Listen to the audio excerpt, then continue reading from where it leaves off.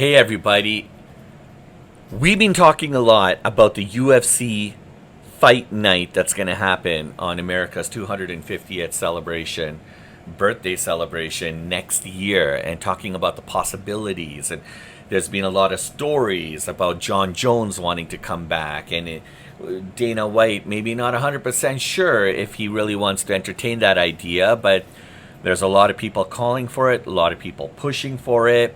Will Dana White cave? We don't know. But what we do know is, and something that I've been just kind of talking about recently, in fact, I just posted a video yesterday about Conor McGregor. The Mac is back, and about how excited and interested he is about wanting to be on this card. And the one thing that we know about Conor is he's actually stepping away from running as president of Ireland, and so he no longer wants. I'm sure deep down inside he wants to do that, and maybe in the near future that's a possibility. But for now, he's actually walking away from that, and he wants to focus all his attention on a comeback to the UFC. Now, there's also been a lot of discussions, and it's been coming out that Conor McGregor actually has an opponent for the UFC Fight Night, and it's going to be none other than the legend himself, Michael Chandler.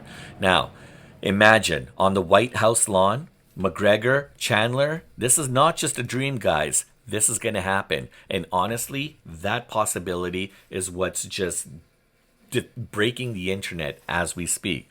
So what's up, fight fans? Welcome to Duality 7X. I'm your host, Sheeraz.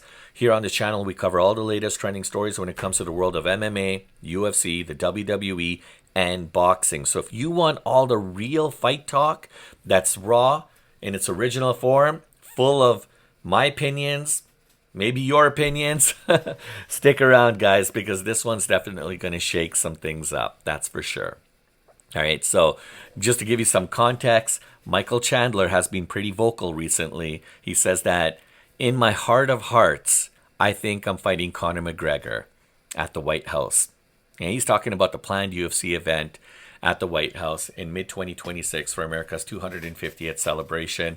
This isn't new, guys. Chandler and McGregor have a lot of history. All right. They coached opposite of each other at the Ultimate Fighter.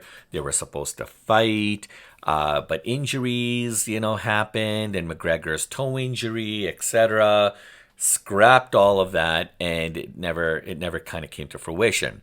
That said, Chandler emphasized that he never pulled out of a fight, never missed weight, and he's highlighting essentially his reliability.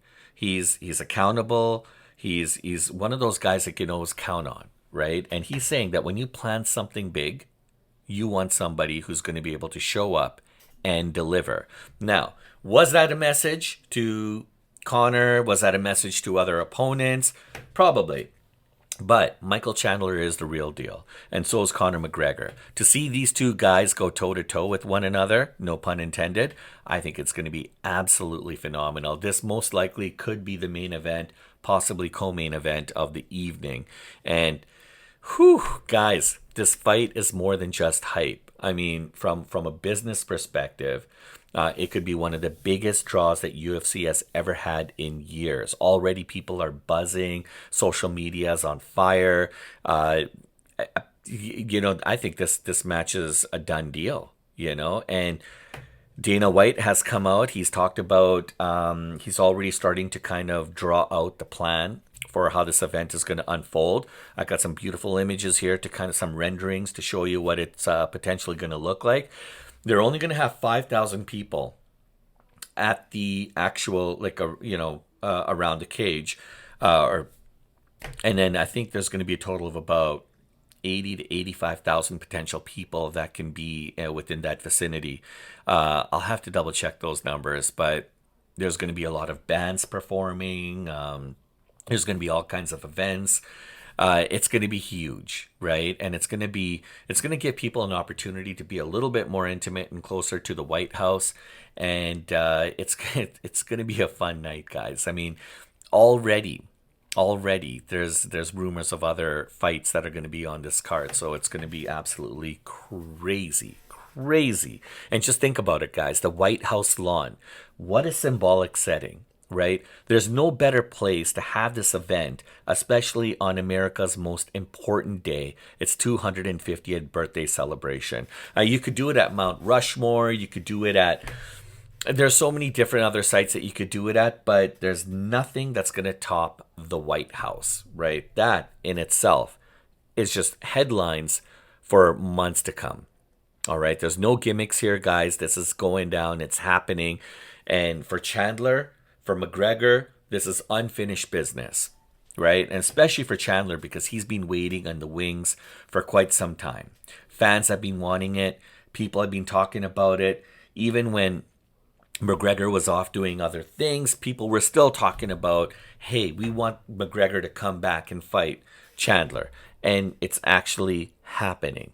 That said, I mentioned before, there's always going to be risks, right? Especially when it comes to Conor McGregor and possibly Michael Chandler, right? I mean, when you have fighters who've had long layoffs, they are more susceptible to injuries and poor health and, then returning and then the politics of it and all that.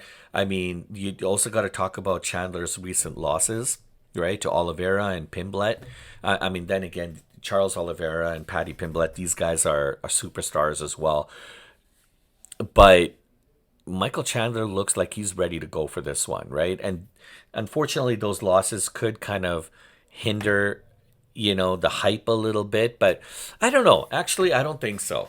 It might hurt Chandler's momentum, but I don't think it's going to hurt the hype. I think everybody wants this. This is one of those legacy fights that everybody wants to see. And again, it's unfinished business between these guys. And if these guys can actually put their business in front of them and, as they say, let's get it on, I think this is what everybody wants to see, right? So if this really happens, guys, right, then yes, Chandler, McGregor, they're locked in, right? And it looks like it's happening from a UFC side. It just really comes down to now the health of the fighters to make sure that they're ready to go and that there's no hiccups in between, nothing that could potentially pose as an obstacle or impede in the way of these guys actually meeting in the octagon on the White House lawn, right?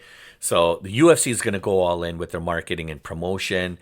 This is going to be a pay-per-view monster for the ages, okay? This is going to attract eyeballs outside the usual fan base. I keep talking about it in my other videos. This is going to attract fan bases from different genres of sports, especially combat sports. You're going to have boxing fans, mixed martial arts fans. You're going to have a lot of indie promotions and organizations and their fan bases, and then just people who are into sports entertainment. Anybody and everybody is going to be wanting to come to this fight. It's going to be limited capacity, limited seating, but it is going to be something definitely for the ages that I think we're going to be talking about for years and years to come. This is going to be the breakthrough event that the UFC needs. UFC wants to ultimately